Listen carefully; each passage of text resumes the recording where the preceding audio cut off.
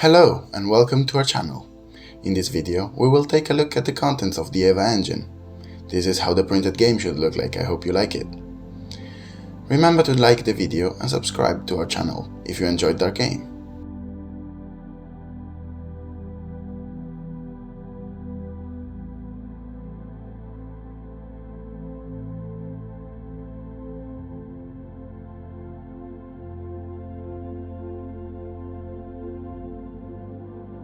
So, here we have the heat tokens that will indicate when an element is overheating, then the charge counters for the console, and the time token. First of all, we build our console, which is made up by two cards. On the bottom, we have the radioactivity slot to track time. Time moves forward whenever we take specific game actions, and when it reaches the midpoint, we will take a heat token and remove it from the game.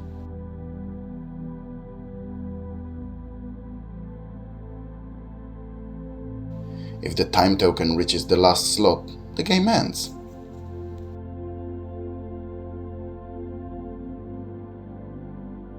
When playing at starting difficulty, you'll start the game with both halves of the console already charged to 1. This number will grow when you activate the effects of the elements below them, which we'll see in a minute.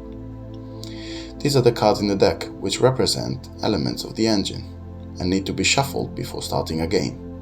This will be referred to as the deck of elements and will be placed to the side of the console. The playing area is all around the console.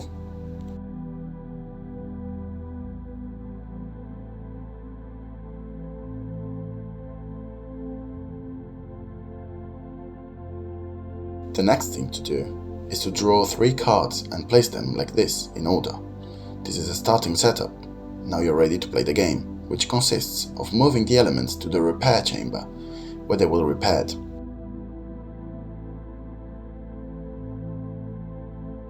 But there's a problem.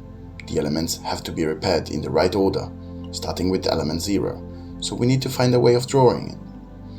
Obviously, if element 0 is among the 3 cards you draw in the setup stage, you begin the game with an advantage, as you don't need to go look for it. But don't worry if that's not the case, as there's always a way to get it. If you decide to activate this element below this half of the console, you need to place a heat token on it to show that you've activated it, then the effect applies.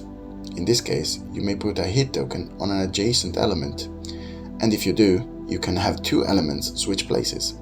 Since you've activated an element, the console gains a charge point. Of course, the heat tokens stay on the chosen element even when it moves.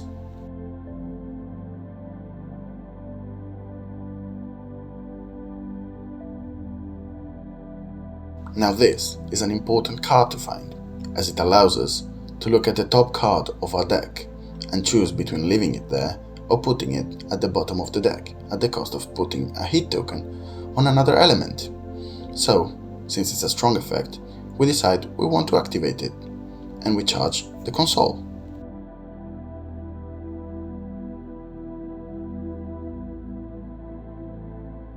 The console would charge more if we had a singularity here.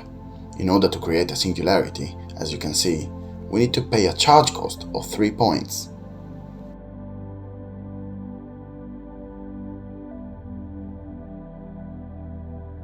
So the effect now triggers. We look at the top card, which is element 0.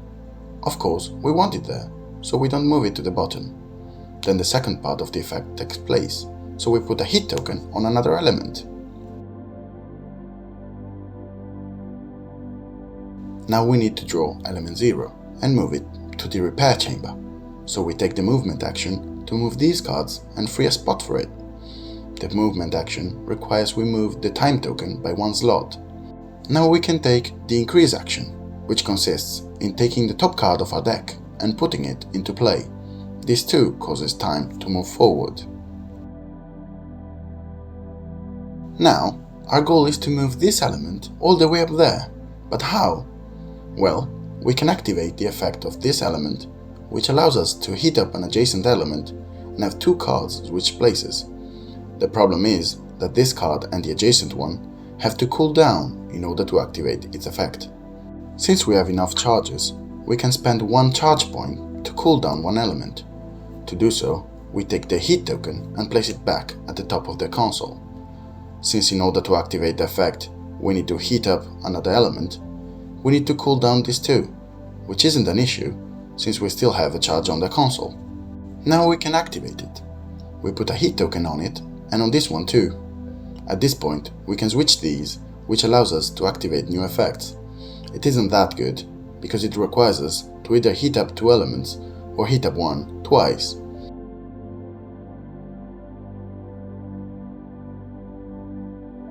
This, for example, is a game over, since we don't have any elements without heat tokens, nor a way to cool down any due to a lack of charges on Parola.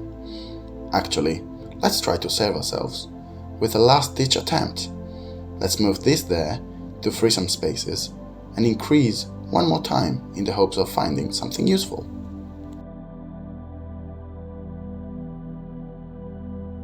Unfortunately, we haven't found anything useful this time, so it would be a game over again.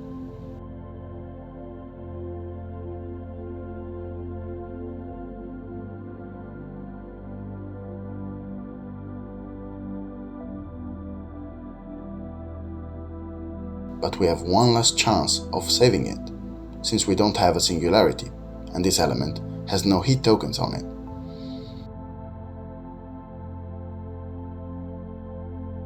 So, we can install it on the console like this, or like this. This is the only element in the deck which can be installed both ways. If we wanted to install this one, for instance, ignoring the fact that it would have to be without heat tokens, we would only be able to install it like this, while this gives us the opportunity to install it either way, letting us choose which side of the console to enhance. Since Utopia already has two charges, I would suggest installing it this way, so that we may create our first singularity.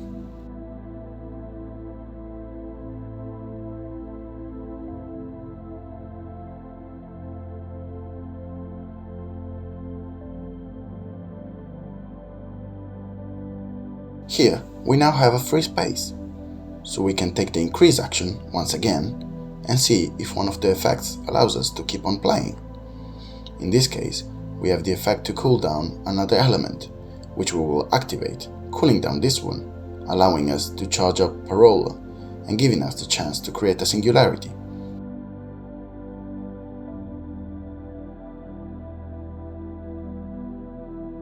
We pay the charge cost of 2 as written on the card, while the original cost was 3.